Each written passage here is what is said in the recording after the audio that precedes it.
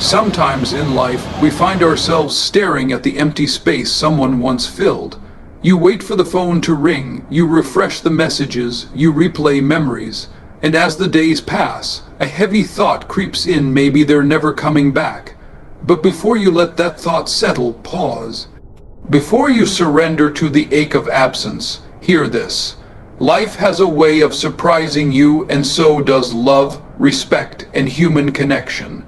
The truth is, people leave for many reasons. Sometimes it's distance, sometimes it's hurt, sometimes it's confusion within their own hearts. But leaving doesn't always mean gone forever. It might mean they need time, it might mean you need to grow. It might mean the universe is giving you a moment to stand up on your own feet. Don't mistake silence for a final goodbye. Don't let the absence of their presence blind you to your own worth. Right now, you have two choices. You can keep waiting at the door of yesterday, or you can step into the light of today. The person you're missing might return. But whether they do or not, you must become someone worth returning to, stronger, calmer, wiser. Before you lose hope, remember this: distance can heal wounds, time can soften anger, change can awaken hearts that once seemed closed. Most importantly, your life is not on pause. You are still breathing, learning, and capable of love. So don't let the thought they're never coming back be the end of your story. Instead, let it be the beginning of your transformation. Because sometimes when you stop waiting, that's when the people you love find their way back, and if they don't, you'll still have found yourself, and that is the greatest return of all. Before you decide in your heart that they're never coming back, you must first learn to pause, truly pause. Not the kind of pause where you sit still but your mind keeps running in circles, replaying every memory, every word, every silence. I'm talking about the pause that slows your thoughts, quiets your fears, and gives you space to breathe. In that stillness, you begin to realize something powerful. Absence doesn't always mean the end. Often, it's just a chapter you have to live through, not the whole story. People step away for reasons we can't always see in the moment. Sometimes it's their own confusion, their own battles, their own growth that needs to happen away from you. Other times, it's life itself creating distance so that both hearts can learn lessons they couldn't learn together. But here's the mistake most of us make. We rush to a conclusion, we see the silence, the distance, the empty messages, and we take it as a permanent goodbye. We let fear whisper that nothing will ever be the same again. And that thought, more than their absence, starts breaking us. This is why you must pause. Because in the rush of your emotions, you might forget that relationships, whether friendships, love, or even family bonds, often have seasons. Seasons of closeness, seasons of distance, seasons of growth. Just because it's winter right now doesn't mean spring will never come. The pause gives you perspective. It stops you from acting on desperation, from sending words you might regret, from begging, from breaking your own dignity. It teaches you to let time do what words and pleading cannot. In the pause, you learn that love and connection aren't always lost. Sometimes they're just waiting for both people to be ready again. So, before you let the fear of loss harden your heart, before you let despair convince you that it's over, take that pause, step back, breathe, and remember that sometimes the space in between is exactly what allows a lost connection to find its way back home. Silence can be one of the loudest things you will ever hear. It can echo through your thoughts, make the nights feel longer, and turn ordinary moments into questions you can't answer. You hear no words, you see no messages, and somewhere inside you, a voice begins to whisper. Maybe this silence means it's over. Maybe they're never coming back. But silence is not always a door closing. More often than we realize, it is a space being created, a space where emotions need to settle, where wounds need to breathe, where thoughts need to untangle. People fall silent not always because they've stopped caring, but because they need to step back to understand what they feel. Sometimes the distance they take is not about rejecting you, but about finding themselves. We tend to mistake that stillness for abandonment. We let our fears translate the absence of words into a permanent good. Bye. But silence by itself is neutral. It can be the sound of endings, yes. But it can also be the quiet before a new beginning. It can be the pause before an apology, the space before a confession, the calm before someone gathers the courage to reach out again. You see, when we are hurting, our minds crave certainty. We want to know immediately, is it over or not? And when there is no answer, we create one ourselves, often the worst one possible. But relationships, especially the ones that matter, rarely unfold in such a straight line. Sometimes the most important conversations happen after a long silence, because both hearts needed time to shed their anger, their pride, or their fear. So when you find yourself surrounded by that heavy quiet, resist the temptation to label it as an ending. Don't rush to close the story on a page that hasn't been fully written. Give the silence the respect of patience. Understand that words spoken too soon can wound deeper, but words spoken at the right time can heal in ways you never imagined. Silence does not mean the bond you shared has vanished. It does not mean the memories are forgotten. It may simply mean the story has entered a chapter where both sides are learning, growing, or even hurting in private. And just as night eventually gives way to dawn, silence often gives way to words sometimes softer, sometimes stronger, but always different from the ones that would have been spoken in the heat of pain. The stillness you feel right now is not a verdict, it's a space, a waiting ground, a fragile pause where something unseen is unfolding. It's a reminder that the absence of sound is not the absence of feeling. And if you allow it, this quiet can teach you patience, can teach you faith, and can prepare you to hear what comes next, not as someone desperate for answers, but as someone strong enough to listen. When someone you love steps away, it's easy to let your entire world revolve around the empty space they left behind. You start asking yourself questions that never seem to have answers. What went wrong? What did I do? Why did they leave? How do I make them come back? Your thoughts circle around them like the earth around the sun, and without even noticing, you begin to neglect the most important person in this entire story, yourself. But this is the moment to shift the focus. Not out of pride, not out of anger, but because your own growth is the one thing you still have control over. You can't control their decisions, their timing, or their silence, but you can control what you do with the space they left behind. And in that choice lies your strength. Growth doesn't always mean building a bigger career, traveling the world, or reinventing everything about your life. Sometimes it's something much quieter, learning how to sit with your feelings without letting them drown you. It's understanding your own patterns, the ways you loved, the ways you hurt, the things you need to heal. It's about turning the pain of loss into a mirror that reflects not just what you've lost, but who you can still become. When you focus on your growth, you stop waiting at the door of yesterday. You start walking forward even if your steps are slow.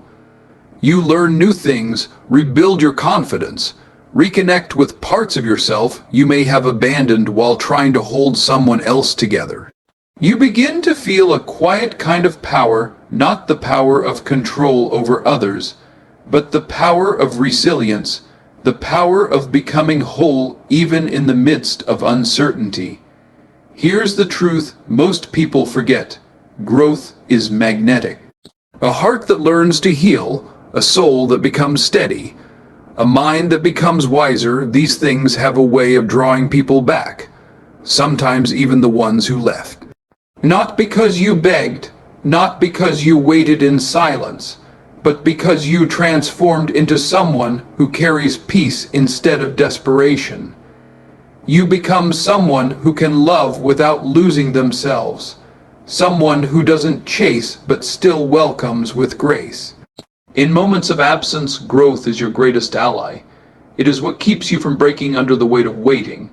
It's what reminds you that even in the shadow of loss, your life has meaning, your journey has direction, and your heart still has room to expand. You begin to see that the days you once counted in sorrow can also be days counted in progress. Each day, a step closer to a version of yourself that is stronger, calmer, and more at peace than the one who was left behind. And as you focus on becoming that version of yourself, you start to notice that the need for someone else to return slowly loosens its grip. You stop measuring your worth by their presence or absence. You discover that the distance between you is not just a gap to be closed, but also a space where you are quietly growing, learning, rebuilding, becoming ready for whatever is still to come. When someone walks out of your life, whether by choice, by distance, or by circumstance, it often feels as if time itself has stopped. The things you used to do suddenly feel empty. The places you used to go together now feel haunted by memories, and without realizing it, you begin to treat your own life as if it's been paused, as if everything meaningful will only begin again when they return. But life does not stop for anyone's departure.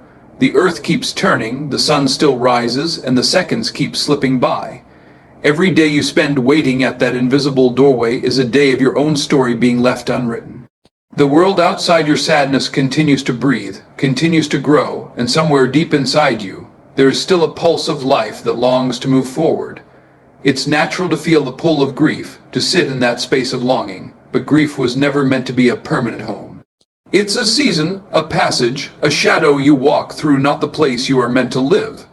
The person who left may have taken a chapter of your story with them, but the book of your life is still in your hands. The pages ahead are blank, waiting for you to write them, to fill them with moments that prove you are still capable of joy, growth, and discovery. Sometimes we make the mistake of thinking that loyalty to someone's memory means we should keep our own hearts frozen. We tell ourselves, I can't move forward until they come back, but moving forward doesn't mean letting go of what you felt. It means honoring what you felt by continuing to live, by allowing the love, the lessons, the pain, and the hope to become fuel for your journey rather than chains that hold you still. There are dreams inside you that have nothing to do with the one who left.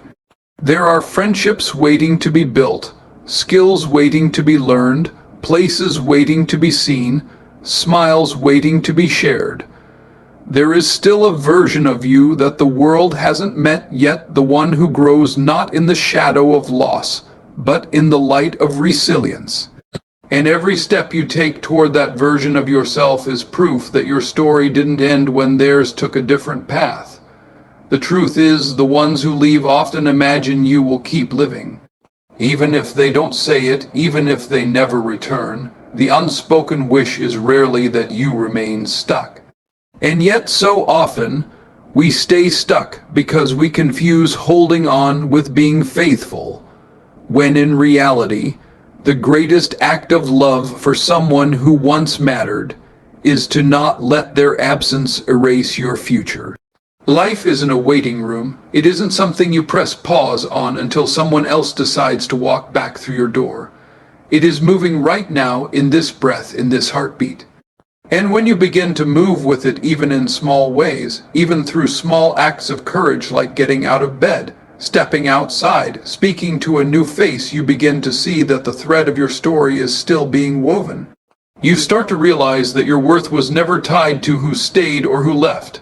It's carried within you quietly, steadily, ready to guide you forward into. Time has a quiet power that most of us underestimate. When you're in the middle of loss, the hours feel heavy, the days feel endless, and you think to yourself, nothing will ever change. This is how it will feel forever. But time is not just the passing of clocks and calendars. It is a slow, unseen healer that works on hearts even when we are too broken to notice. There are moments when the anger between two people feels unshakable, words spoken in pain hang in the air like walls. There are silences so deep that you believe they can never be crossed.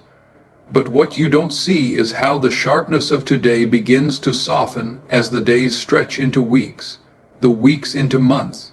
The feelings that once felt unbearable begin to loosen their grip, like knots that slowly unravel on their own.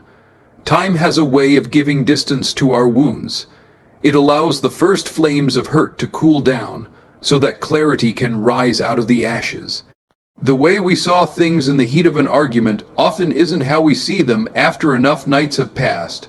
The heart that once slammed its doors in anger sometimes finds them ajar again, not because it forgot the pain, but because time gave it room to breathe.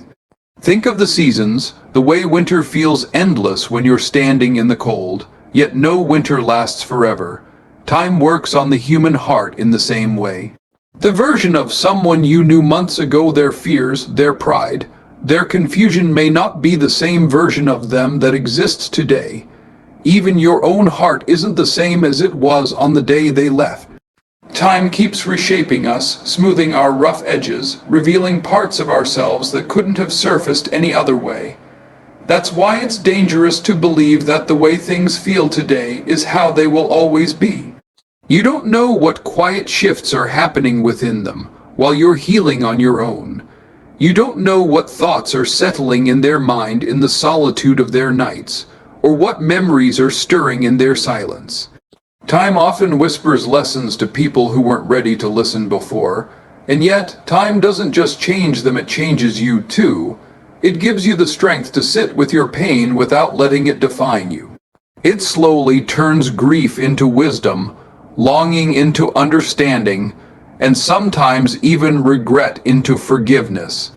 You wake up one day and realize that the weight in your chest isn't as heavy as it used to be, that the face you couldn't stop thinking about now feels a little farther away, a little less like a wound and more like a chapter you've learned from.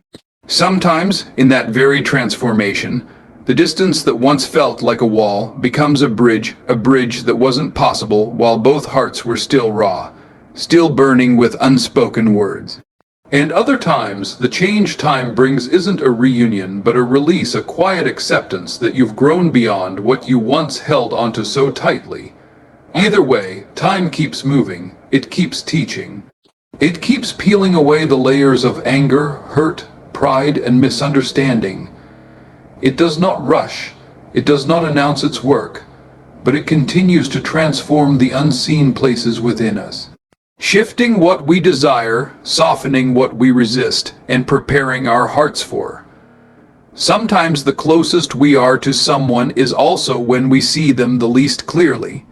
When emotions run high, when words are exchanged in the heat of the moment, when we're standing too close to the conflict, we often see not the person in front of us, but our own anger, our own hurt, our own fears reflected back. That's why distance, though it feels like loss, can sometimes be the medicine the relationship quietly needs. When you're in the middle of a storm, you can't see the shape of the clouds. You only feel the rain. But when the storm passes and the sky begins to clear, you finally notice what was there all along. Distance works the same way. It gives space for the noise to fade, for the heart to slow down, for the mind to step back and ask, was I really right about what I thought? Did I really understand what they meant? Did I ever pause to hear what they were trying to say beneath the words? So often, misunderstandings aren't born out of lies or malice, but out of the rush to respond, the rush to defend, the rush to be heard. We talk over each other, we judge too quickly, we react instead of reflecting. And in that chaos, the truth of what the other person felt, the truth of what we ourselves were trying to express gets lost. When distance enters the picture, it forces a pause we might never have chosen on our own. That pause can feel like an open wound at first. You miss the daily conversations, the familiar presence, the comfort of knowing they're just a call away. But slowly, in the silence, a strange clarity begins to emerge. You start hearing your own thoughts more clearly. You begin to see the ways you may have misread their words, the moments where you expected them to understand you without ever explaining yourself, the places where both of you were speaking but not really listening. Distance humbles us. It takes away the illusion that closeness is always the cure.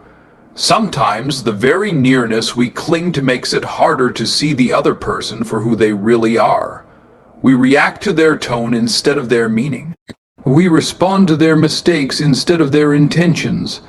But when space is created, whether by choice or by circumstance, it lets the dust settle around old arguments. It allows you to remember the person behind the words that hurt you, and perhaps even to see your own part in the misunderstanding. You may notice over time that the sharp edges of your anger begin to smooth out.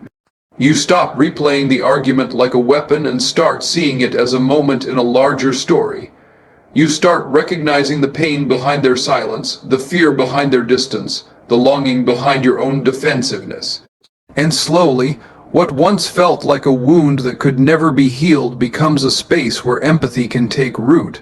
It's in that space that forgiveness often begins, not as a grand announcement, not as a dramatic moment, but as a quiet shift within you. The distance that once felt like a punishment starts to feel like a teacher. And sometimes it's this very space, this absence, that gives two hearts a chance to find their way back to each other with clearer eyes, softer voices, and deeper understanding. There's a certain kind of desperation that rises in the heart when someone we care about starts slipping away. You feel as if every moment of silence between you is a door closing. You start replaying their words, overanalyzing their pauses, imagining that if you just say the right thing, if you reach out one more time, you can hold them from drifting further. That urge to chase, to plead, to hold on can be overwhelming. But it's in that very moment that you need to remember, love is never meant to be dragged back by force. Chasing someone who has stepped away often does more harm than good. It can push them farther, not because they don't feel anything for you, but because being pursued in their moment of retreat feels like pressure instead of care. When we beg for their attention or their return, we unknowingly shift the dynamic. We give away not just our pride, but also our peace. We start to believe that our worth is tied to whether they answer us, whether they come back, whether they choose us again. But your worth is not a bargain. It doesn't rise when someone stays or fall when someone walks away.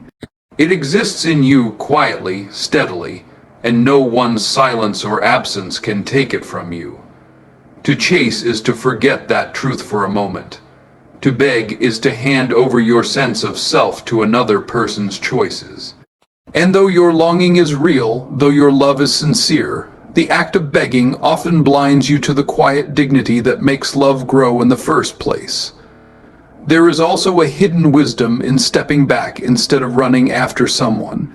Sometimes people need the space to miss you, not as a tactic or a game, but as a natural response to absence. If you keep showing up in their shadow, filling every gap they create, they never get the chance to feel what life is like without your presence. And often, it's in that absence that the heart begins to remember what truly matters. Pulling back doesn't mean you've stopped caring. It means you respect yourself enough to give both of you the space to breathe. It means you trust that real connections cannot be forced. They can only be chosen. It means you allow them the freedom to return out of genuine desire rather than obligation. And you allow yourself the freedom to heal whether they return or not. This isn't about playing hard to get. It's about standing still enough to protect your own heart. Because the truth is, love that grows in the soil of begging rarely survives. It becomes unbalanced, filled with resentment and fear instead of trust and respect. But love that finds its way back after space has been honored often comes back softer, deeper, steadier, because it wasn't dragged back, it was drawn back. There's a quiet strength in restraint, a dignity in knowing when to reach out and when to wait. Sometimes the most loving thing you can do for someone, and for yourself, is to step back and allow the distance to speak in ways that words never could. Because in that space, hearts have room to rediscover what they miss, to sort through their confusion, and to return not out of guilt or pity, but out of choice. One of the hardest truths to accept, especially when someone you love has left or grown distant, is that the way back to peace does not begin with them, it begins with you. The greatest journey you will ever take is not the one that brings someone back into your arms, it is the journey that leads you back into your own heart.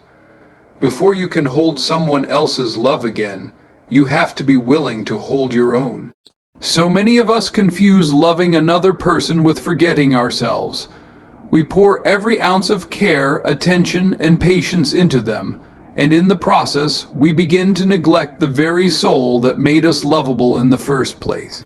We start to think that being selfless means erasing our own needs. We believe that if we just give enough, bend enough, stay long enough, it will be enough to keep them from leaving. But love that costs you yourself is not love. It's a slow surrender that leaves you empty. Loving yourself first is not selfishness, it is self-preservation. It is a declaration to your own heart that you are worthy of the same kindness, patience, and respect you so freely offer to others. It means learning to sit with your own loneliness without letting it convince you that you are incomplete. It means tending to your mind and body, caring for your rest, your health, your dreams, not as a performance for someone else, but because you deserve to feel whole. And there is a quiet kind of beauty in that. When you love yourself, you stop chasing validation in places where it was never meant to come from. You stop believing that someone else's presence is proof that you are enough. You begin to see that your worth is not a gift someone else gives you. It's a light that has always lived inside you. When you nurture that light through kindness toward yourself, through boundaries that honor your dignity, through forgiveness for your own mistakes, you start to glow in a way that no loss can dim.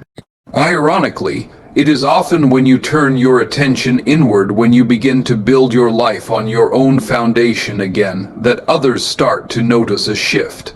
The desperation fades, replaced by calm. The pleading quiets, replaced by confidence. The love you once begged for begins to flow naturally, because people are drawn to those who carry a sense of peace within themselves. Not because you have become distant or cold, but because you have become rooted, grounded in your own value, no longer swayed by the fear of being alone. Loving yourself first also changes the way you love others. It frees you from loving with conditions, from clinging to someone out of need or fear. It allows you to offer love as a gift, not as a bargain. You stop trying to fix others in order to feel whole, and instead you create space for both hearts to meet as they are. That kind of love is lighter, purer, and far more enduring than the love that grows out of longing to be saved. And perhaps this is the most important part. Loving yourself first doesn't mean shutting people out. It means you open the door from a place of strength, instead of from a place of emptiness.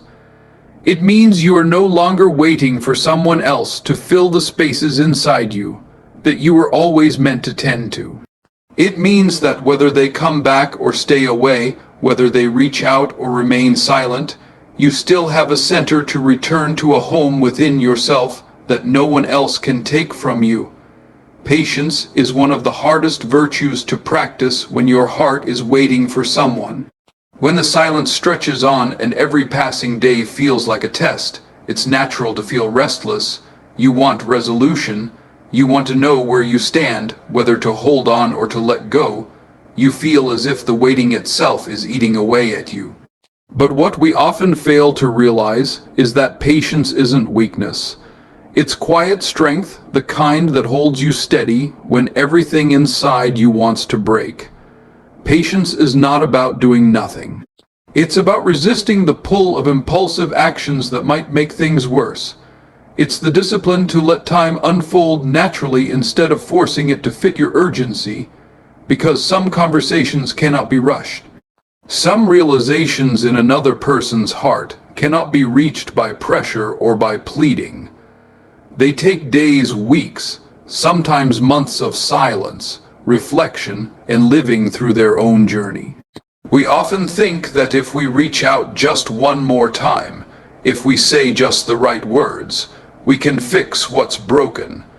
But the truth is, the most meaningful shifts in relationships rarely happen in the heat of arguments or in the urgency of emotions. They happen in the quiet spaces in between, in the moments when both people have had enough time to breathe, to see the situation with clearer eyes, to feel the weight of what was lost and what still matters. Patience also protects your dignity. It keeps you from chasing in panic or pleading in despair. It gives you the power to wait without crumbling, to stand without folding, to let the other person come to their own understanding instead of trying to drag them toward it. And there is a quiet kind of respect that grows from this. Because when someone realizes that you didn't pressure them, didn't demand, didn't turn your pain into accusations, they are far more likely to listen when the time is finally right to talk. The waiting is not wasted time. Even as you wait, you are not standing still. You are learning to trust yourself. You're building endurance, the kind that can carry you through not just this season, but through many of life's uncertainties. Patience teaches you to sit with your own emotions without letting them rule your actions. It teaches you to respect the natural timing of healing for both you and them, rather than trying to force something before it's ready. There is a wisdom in nature that reminds us of this. A seed planted today does not bloom tomorrow. The earth beneath it looks unchanged for a while, but deep down, roots are growing, life is preparing, and in time, the first green shoots push through the soil. Relationships and hearts are often like that. You may not see visible progress right away. You may feel like nothing is changing. But beneath the surface, small shifts are happening within you, within them, within the unseen space that connects you. Patience is also a test of faith, not necessarily in them, but in the process of time itself. Faith that wounds can close, that hearts can soften, that clarity can come.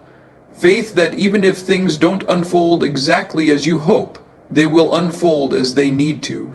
Faith that by holding your own ground, by staying steady instead of grasping desperately, you give both yourself and the other person the gift of choice, the freedom to return not out of guilt or pressure, but out of genuine desire. And as you wait, you begin to notice something changing within yourself. The sharp edges of your longing begin to soften. The chaos of your emotions starts to quiet down. You find strength in simply enduring the uncertainty without letting it break you. You start to understand that patience is not the absence of action, but the presence of trust. Trust that what is meant to reach you will not be lost to the silence forever.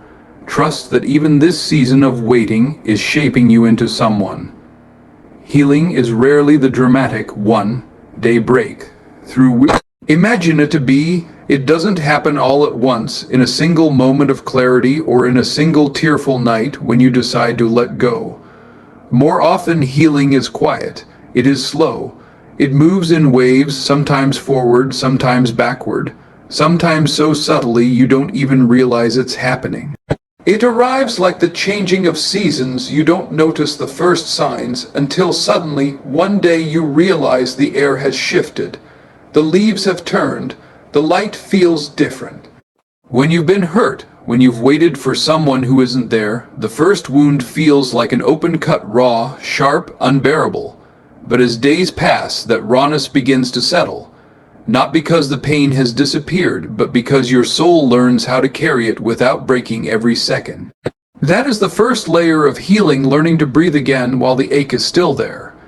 It's the small victory of being able to get out of bed, to eat, to speak, to walk into a room and not feel as though the world is collapsing on top of you. Then another layer appears. One day you laugh at something, really laugh, and for a fleeting moment, you forget to be sad. The laugh might surprise you. You might even feel guilty for it at first, as if joy has no right to visit you yet. But that's another layer, the realization that it's okay to feel light again, even if the situation hasn't completely resolved. It's a gentle sign that the wound is no longer ruling every heartbeat. And then comes another layer, the layer where you begin to reflect without shattering. At first, memories feel like knives, but as healing builds layer upon layer, those same memories begin to feel like stories. You can look at them, Hold them in your thoughts, and instead of breaking apart, you start to understand. You start to see not only what you lost, but also what you learned, what you endured, what you discovered about yourself when everything felt like it was falling apart. Healing in layers also means there will be setbacks. There will be days when you feel like you've gone backward. A song plays, a familiar scent drifts in, a date on the calendar passes, and suddenly the wound feels fresh again. That does not mean you've failed. It simply means you've uncovered a deeper layer that still needs care. You are peeling back what was hidden, allowing yourself to feel what you once buried too quickly. Every tear shed in those moments is not a regression. It's a part of the process of truly tending to the roots of your pain. It's tempting to rush healing, to declare yourself over it, before your heart is really ready. But every layer you skip becomes a layer that will resurface later, asking to be acknowledged. Healing that is forced is like painting over cracked walls. Eventually the cracks show again. True healing requires patience, compassion, and the willingness to sit with each layer until it has done its work. You also begin to notice that healing is not only about mending what was broken with someone else, it's also about mending your relationship with yourself. It's realizing that your worth was never tied to their presence. It's discovering that the love you thought you lost was, in some way, a love you can begin to cultivate inside you. That realization is its own profound layer, the understanding that while people may come and go, the core of your being remains, capable of renewal, capable of holding love again, capable of giving it without being diminished. Healing in layers teaches you to be gentle with your own heart. It reminds you that progress is not a straight line. It curves, it dips, it rises again.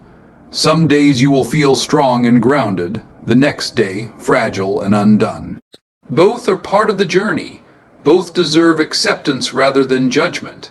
And as you move through each layer, something quiet begins to happen within you. You find yourself less defined by the hurt and more defined by the strength it has called forth in you. You realize that healing does not erase the story, it reshapes the way you carry it. The wound becomes a chapter, not the whole book. The ache becomes a note in the song, not the entire melody. And slowly, you begin to understand that healing is not about returning to the person you were before. It's about becoming someone deeper, someone softer in some places, stronger in others, someone who has learned to hold both pain and hope in the same hands. When someone pulls away, it's easy to become consumed by what they are thinking, what they are feeling, what they might be doing without you.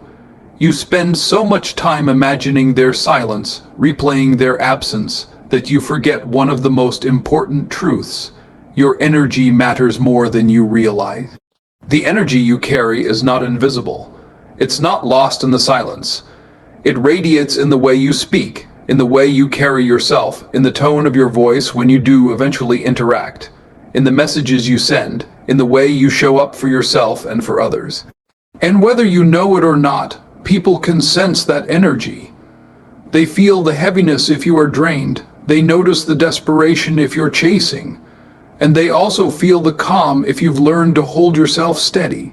When you're waiting for someone's return, the temptation is to place all your energy into them, to think if you just focus harder, want them more, send enough signals, then maybe they will come back.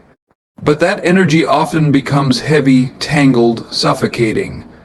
It doesn't draw them closer, it pushes them further away. Because what pulls people back is not pressure, but presence. Not demand, but dignity. Not desperation, but peace. Your energy is like a mirror. If you're restless, they feel restlessness. If you're calm, they feel calmness. If you are consumed with anger, they feel walls. If you are consumed with grace, they feel doors opening. And here's the truth most people overlook. Your energy can sometimes speak louder than your words ever could. Think about the times in your own life when you've been drawn to someone without them even trying. It wasn't always because of what they said. It was the way they carried themselves, the quiet confidence, the peace that made you feel safe, the lightness that made you breathe easier. The same is true for you now. Even if you say nothing, Your energy will eventually communicate where you stand, whether you're drowning in bitterness or growing in strength, whether you're collapsing under the weight of waiting or learning to rise within it. And here's the beautiful part. When you redirect your energy back toward yourself, you don't just wait for someone, you start to become someone. Someone who is not just holding space for another, but also creating space for their own healing, their own passions, their own joy. This shift doesn't go unnoticed, because when they look back, when they finally reflect, they won't just see the memory of who you were. They'll sense the transformation of who you're becoming. Your energy has the power to shift the dynamic without you saying a single word. It changes the conversation before it even begins. It tells them, I am here, I am whole, I am not defined by your absence. That kind of energy is magnetic. It's not about pretending you don't care. It's about caring without collapsing. It's about loving without losing yourself. It's about holding space without letting that space consume all of who you are. And when you begin to pour your energy into your own growth, into your peace, your strength, your purpose, you'll notice something shifting inside you. You won't feel like you're endlessly waiting. You won't feel like your life is on pause until they decide. You'll feel like you are still moving, still becoming, still building, and strangely enough, that is often the very energy that opens the door for their return. Because people are drawn not to emptiness, but to fullness, not to need, but to strength, not to desperation, but to presence. Your energy matters in how you wait, in how you heal, in how you rise, and the more you nurture it, the more it becomes a force that speaks for you, even in silence, even in distance, even in the moments when you are tempted to believe that nothing is happening at all. Acceptance is not about surrendering your hope. It is not giving up. It is not deciding that the story is over. It is the moment when you stop fighting reality as it is right now and allow yourself to breathe inside the truth of what is, even if it isn't what you wanted. There comes a time in every season of waiting when you realize that no amount of analyzing can force the next chapter to arrive. You have replayed every conversation in your head, searched for hidden meanings in silences, tried to guess what they might be thinking, hoping that if you just figured out the right reason, you could also figure out the way back. But all that effort does not change what is. Acceptance whispers, for this moment, things are as they are. I can still be whole in this moment. Acceptance is not a single decision you make once. It is something you return to again and again, each time your thoughts wander back to the what-ifs and the maybes. You return to it when you wake up and your first instinct is to reach for your phone. You return to it when the memories replay in the middle of the night. You return to it when you feel the urge to rush, to fix, to demand. Every time you choose acceptance, you give yourself permission to rest from the exhausting fight against the reality of the present. It's one of the most misunderstood forms of strength. People sometimes think that if you accept what is, you've stopped caring, but that isn't true. Acceptance is not the absence of caring, it is the presence of clarity. It allows you to care without clinging. It allows you to wait without losing yourself in the waiting. It allows you to love without turning that love into a chain that binds you to another person's choices. In the quiet that acceptance brings, something unexpected begins to happen. Space opens up, space for your own breath, space for your own healing, space for them to come to their own realizations without feeling the weight of your need pressing against them. That space is often the very thing that makes reconnection even possible. Not the words you speak, not the arguments you rehearse, but the calm presence of someone who is no longer fighting reality. And as you practice acceptance, you start to discover another kind of freedom, the freedom of being able to stand in the present moment without being chained to the past or enslaved by the future. You learn that your peace no longer depends entirely on what they do or do not do. You find moments of quiet joy in small things, the way the morning light falls through a window, the comfort of a friend's voice, the strength in your own heartbeat carrying you through another day. Acceptance also teaches you to loosen your grip on the stories you told yourself about how things were supposed to go. It softens the need to control. It replaces the desperate question of why is this happening with the gentler question of how can I walk through this with grace right now. That shift is subtle but profound. It moves you from being trapped in resistance to being open to whatever life, and even love, may yet become. And over time, as acceptance settles into the spaces where the struggle used to be, you begin to notice the burdens you've been carrying start to feel a little lighter. You begin to see that you have been growing roots in the waiting. You begin to sense that you can stand even when the ground under you keeps shifting. You begin to feel that acceptance itself is a kind of quiet freedom, the freedom to be present with yourself, the freedom to keep becoming more of who you are meant to be, the freedom to wait without being consumed by the waiting, the freedom to keep your heart open without losing your own center. There are moments in every relationship when words stop working. You can repeat the same things over and over, write messages that never get a reply, offer explanations that go unheard. You can talk until your voice is raw and still feel as if nothing has moved. That is when distance, not as a weapon, not as a punishment, but as a quiet choice, begins to say what words cannot. Distance has a language of its own. It speaks in the silence between messages.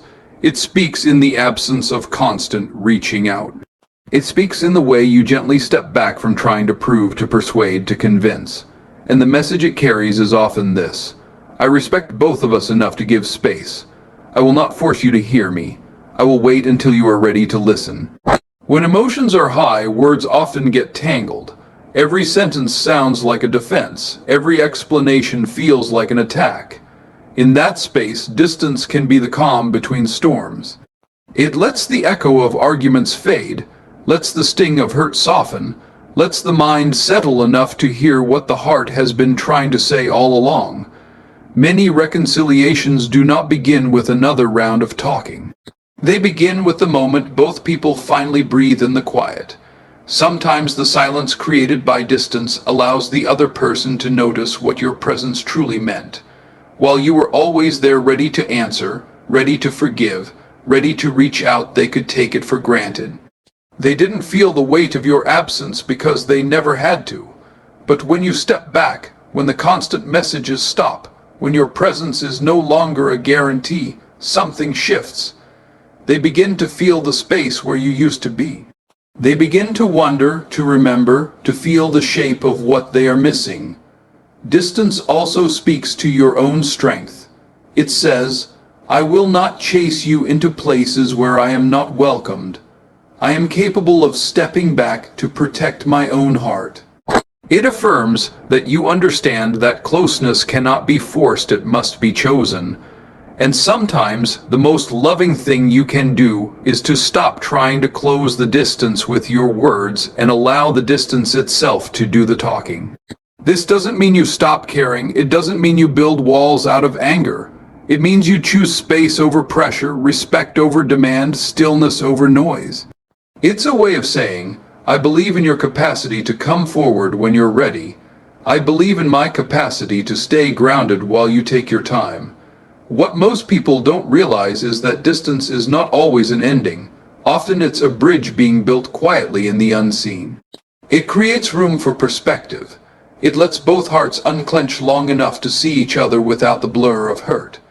It gives time for memories to be sifted, for the good to resurface from beneath the weight of arguments, for the heart to remember why it cared in the first place. Sometimes the hardest part of love is learning that presence is not always the cure.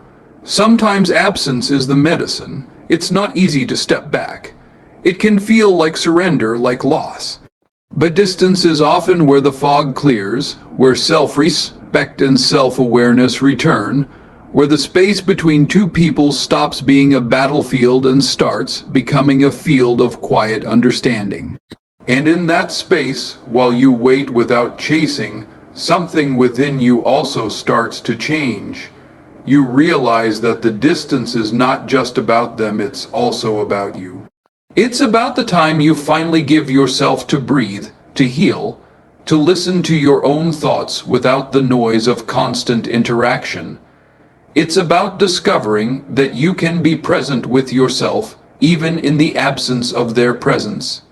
It's about finding strength not in pushing forward, but in holding steady.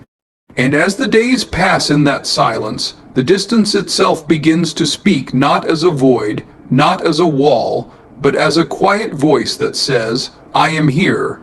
I am not closing the door, but I am not going to beg at it either.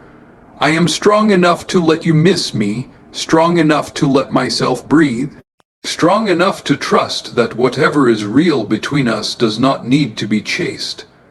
Distance, when held with patience and respect, can do what words could not. It can soften hardened hearts. It can remind both people of what truly matters. It can give back to each the space to choose again to come closer, not because they were persuaded or pressured, but because in the silence and the space, they rediscovered what was quietly calling them back. Asterisk. Sometimes we wait for a call that never comes, for a message that stays unsent.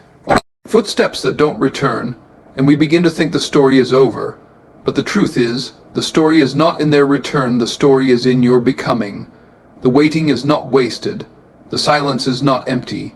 Every breath you've taken in the quiet has been shaping you, strengthening you, preparing you for what comes next. So before you decide it's over, before you give up on what still has life, remember this. Hearts often speak in silence, healing often works in layers, distance often says what words cannot, and love, if it's real, has a way of finding its way back when the time is right. Until then, stand tall in your worth, hold on to your peace, and never forget. The person who's meant to return will not need to be chased. They will recognize the light you've kept burning, and they will find their way home. Asterisk.